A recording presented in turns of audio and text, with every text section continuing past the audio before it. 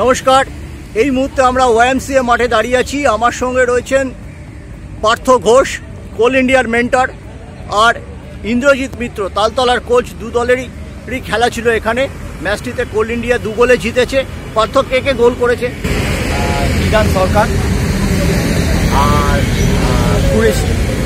ইউসুফ কুরেশি। কতদিনের প্র্যাকটিসে তোমরা খেললে? আমাদের 15 ডেজ। আমাদের খুব লাস্ট টাইম স্টার্ট করেছি, অফিসে কিছু প্রবলেমের জন্য আমরা স্টার্ট করতে পারিনি। আমাকে 15 দিনের প্র্যাকটিসে আমি নেমেছি আছি। ইন্দ্রজিৎ, তোমরা কতদিনের প্র্যাকটিসে? প্রায় 1 বছর।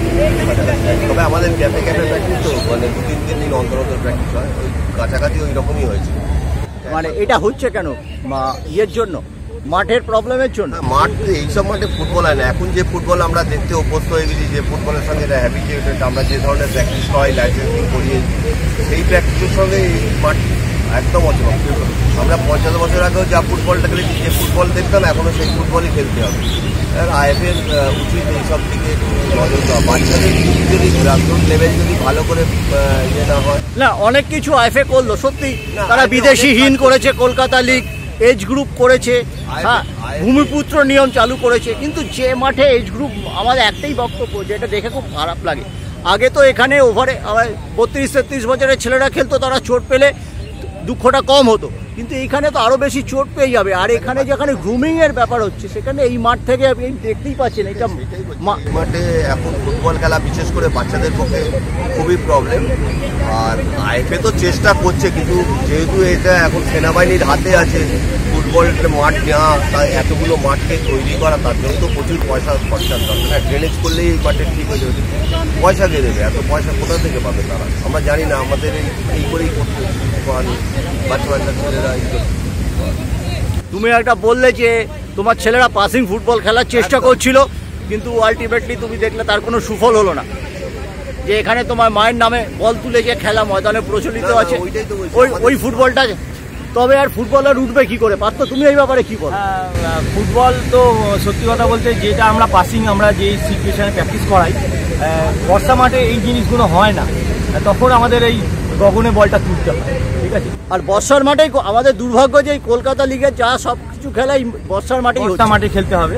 তা এইগুলো চলে আসেই। আমরাও খেলেছি যখন, তখন আমরাও এই সিস্টেমেই খেলেছি, হ্যাঁ। কিন্তু আধুনিক যুগে, আধুনিক প্র্যাকটিসে আমাদের এইগুলো হয় না। আমরা বেশি পাসিং খেলি, ছোট পাস খেলে আমরা এগিয়ে যাই, শুটিং করি। কিন্তু এখন ফুটবলে কাদা মাঠে যেটা হয়, সেটা হচ্ছে বল ধরো আর তুলে দাও, ঠিক আছে। তা এইটা কিন্তু কি পরম্পরা হয়ে গেছে এখন। ওইগুলো আমরা যে কোচিং কোর্সটা করছি, করে যেগুলো শিখছি, সেইগুলোই তো বাচ্চাদের দেবো, তবেই তো এখান থেকে বড় হবে। কিন্তু এসে তো দেখছি, আমি 30 বছর আগে যে ফুটবলটা খেলেছি, ওই ফুটবলই এখানে খেলতে হবে। কারণ উপায় নেই, মাঠ নেই তো। ওই ফুটবল এখন বুটও চেঞ্জ হয়ে গেছে। আমাদের সেই নাগরাজের বড় বড় স্টাডের বুট ছিল, এখন সেই বুটও নেই। পয়সাও নেই বাচ্চাদের। বাচ্চা ছেলেরা পয়সা পাবে কোথায়? এই সব বুটে দাঁড়াতেই পারছে না। একদম রাইট। কেননা এখন যেসব প্লেয়াররা খেলছে, সব ছোট স্টারে খেলছে। কেননা এদের বুট কেনার 2000, 2500, 5000 টাকার সেই কেনার মতন ক্ষমতা নেই। আর ক্লাবগুলোরও সেই সাপোর্ট করার ক্ষমতা নেই। ক্লাবগুলো হয়তো 500-1000 টাকা দিয়ে বুট কেনার জন্য দিচ্ছে, কিন্তু প্লেয়ারদের তো আর এই ছোট স্টারে দাঁড়াতে পারবে না। বাধ্য হয়ে এই ছোট স্টারই খেলছে। এই জন্যই খেলাটা সেইভাবে মানটা হচ্ছে না। বাংলার ফুটবলের অসুখটা খুব চমৎকারভাবে পার্থ এবং ইন্দ্রজিৎ কিন্তু তুলে ধরলো আমাদের সামনে। আমরা আশা করব আইএফএ পুরো ব্যাপারে নজরটা আসবে এবং তারা ভবিষ্যতে এই মাঠগুলোকে আরও ভালো খেলা।